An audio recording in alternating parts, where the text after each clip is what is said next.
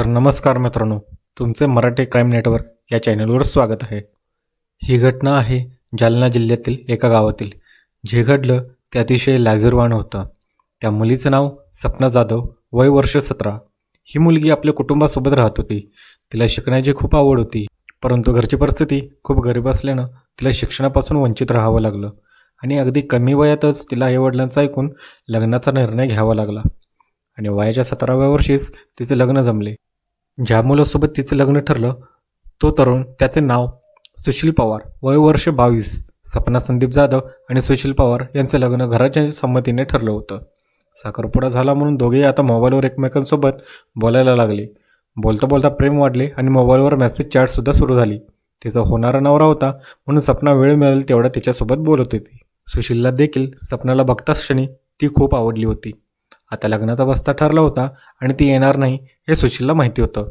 प्रेमात पडलं म्हणजे व्यक्ती आंधळा विश्वास करू लागते. 18 फेब्रुवारीला दोघेही कुटुंबातील सदस्य बीड येथे लग्नाचा बस्ता करण्यासाठी गेले होते आणि सपना घरामध्ये एकटीच होती. याच संधीचा फायदा घेऊन सुशील सपनाच्या घरात प्रवेश केला.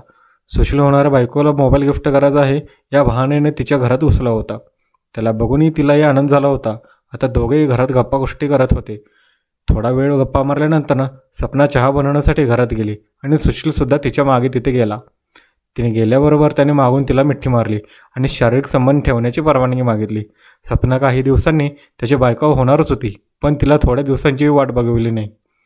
त्या अगोदरच त्यानं तिला जवळ करण्याचा प्रयत्न केला, परंतु सपना ही सध्या सरळ घरातली मुलगी होती, त्यामुळे तिने त्या गोष्टीसाठी नकार. आता आपल्या लग्नाला फक्त थोडेच दिवस बाकी आहेत म्हणून तिने त्याला आपल्यापासून बाजूला लोटले, परंतु तिच्या होणाऱ्या नवऱ्याला म्हणजेच सुशीलला राहावले गेले नाही.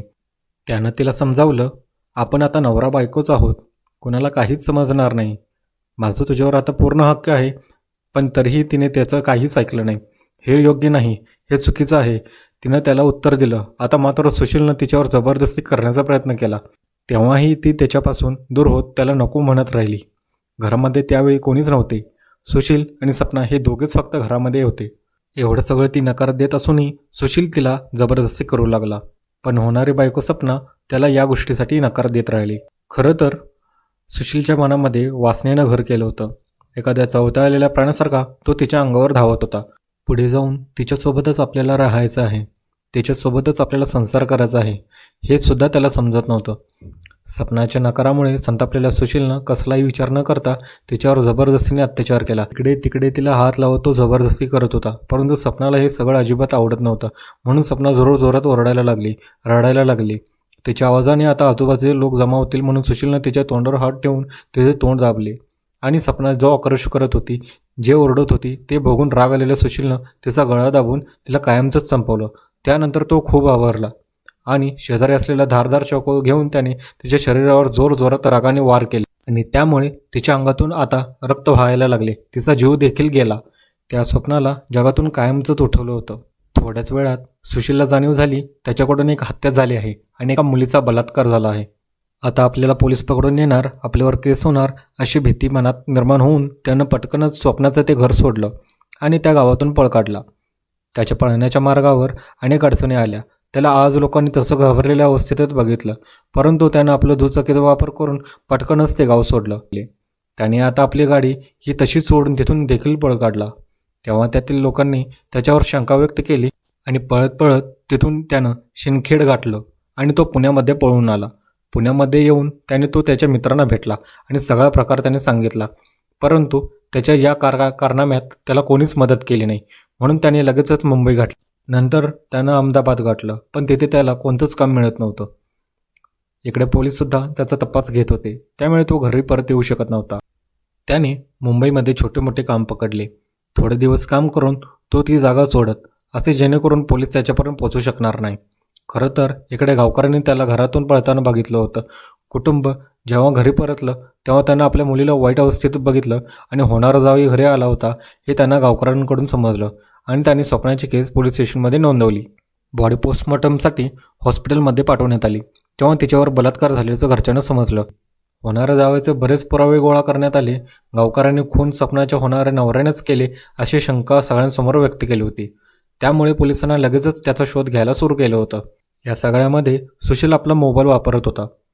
खरं तर मोबाईल वापरत असताना पोलीस आपला मोबाईल ट्रेस करतील या गोष्टीचा त्याला अंदाज आला होता, म्हणून त्यानं आपला मोबाईल फोन बंद करून फेकून दिला. तरीही वसई पोलीस ठाण्याच्या हद्दीतील माणिकपूर हे त्याचे शेवटचे लोकेशन ट्रेस झाले होते आणि त्याच्या आधारावर पोलिसांनी सुशीलला अटक केली. सुशीलची पोलिसांनी गंभीरपणे चौकशी केली आणि त्यांना घाबरूनच आपण हत्या केली याची कबुली दिली. स्वप्नाची हत्या कशी केली ही सर्व माहिती त्याने पोलिसांना सांगितली होती. पोलिसांनी आरोपीला बेड्या ठोकल्या आणि न्यायालयात हजर केले. सुशील पवारला शिक्षा मिळावी अशी मागणी स्वप्नाच्या कुटुंबाने आणि गावातील नागरिकांनी केली होती. या हत्येने पुन्हा एकदा महिला सुरक्षेचा प्रश्न उचलला होता. आता सुशीलला पोलिसांनी शिक्षा मिळवून दिली होती. तो तर पोलीस कोठडीत त्याची शिक्षा भोगत आहे, परंतु निष्पाप असणाऱ्या त्या स्वप्नाला तिचा जीव गमवावा लागला. मित्र आणि मैत्रिणींनो, या गोष्टीचं तात्पर्य शरीर सुखत सगळं काही असतं हे असं काही नाही आहे. लग्न ठरलं म्हणजे तुम्ही तुमच्या त्यापुढे जाऊन बायको होणारच आहे. तिच्या मर्जीशिवाय तिच्याकडे असलेल्या इच्छा व्यक्त करणं हे चुकीचं आहे. तुमचं एक चुकीचं पाऊल तुम्हाला जन्मठेप करू शकतं हे विसरू नये. चला, ही सत्य घटना तुम्हाला कथा स्वरूपात ऐकवली म्हणून या स्टोरीला लाईक करा. तुम्हाला काय वाटलं? मुलाने त्याचं आयुष्य बर्बाद केलं, मुलीला असे मारूनही ते क्षणभर आनंदासाठी कमेंट करून नक्की सांगा.